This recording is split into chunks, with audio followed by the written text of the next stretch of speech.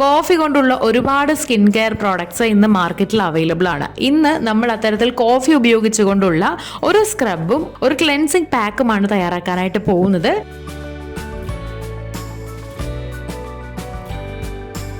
ആദ്യം നമുക്ക് ക്ലെൻസിങ്ങിന് വേണ്ടിയിട്ടൊരു പാക്ക് തയ്യാറാക്കാം. ഇതിനായിട്ട് നമുക്ക് ആവശ്യമുള്ള ഇൻഗ്രീഡിയൻസ് കോഫി പൗഡർ,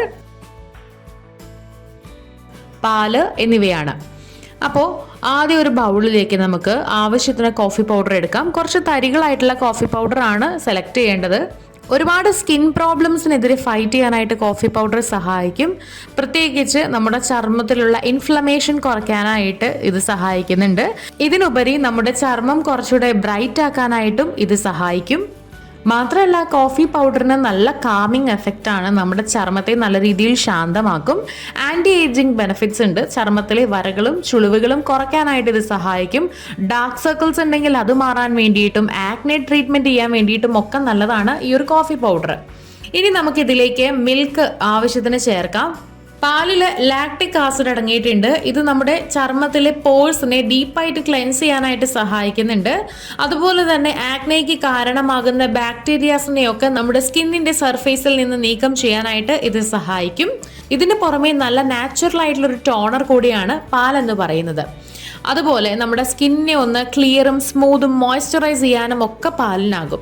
രണ്ടും കൂടെ നന്നായിട്ട് മിക്സ് ആക്കുക. അപ്പോൾ നമ്മുടെ ക്ലെൻസിങ് പാക്ക് ഇവിടെ തയ്യാറായിട്ടുണ്ട്. ഇത് നമ്മുടെ ഫേസിലേക്ക് അപ്ലൈ ചെയ്ത് കൊടുക്കാം.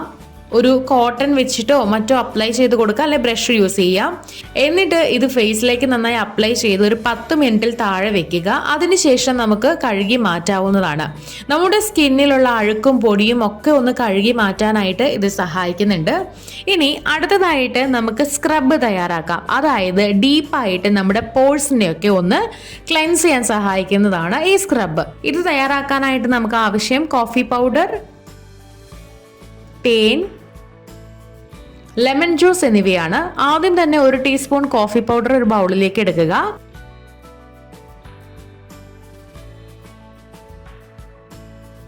ഇതിലേക്ക് 1 ടീസ്പൂൺ തേൻ ചേർത്ത് കൊടുക്കാം. തേൻ നമ്മുടെ ചർമ്മത്തെ നാച്ചുറൽ ആയിട്ട് മോയ്സ്ചറൈസ് ചെയ്യും. അതുപോലെ ഇതിലുള്ള antibacterial antiseptic abilities oily acne prone സ്കിന്നുള്ളവർക്ക് ഒരുപാട് ഗുണം ചെയ്യും. ആക്നെയൊക്കെ തടയാനും പിമ്പിൾസ് ഒക്കെ ഉണ്ടാകാതിരിക്കാനും ഇത് സഹായിക്കുന്നുണ്ട്. മാത്രമല്ല ഇത് മോയ്സ്ചറൈസ് ചെയ്യുമെങ്കിലും നമ്മുടെ സ്കിന്നിനെ ഒട്ടും ഓയിലി ആക്കുകയില്ല.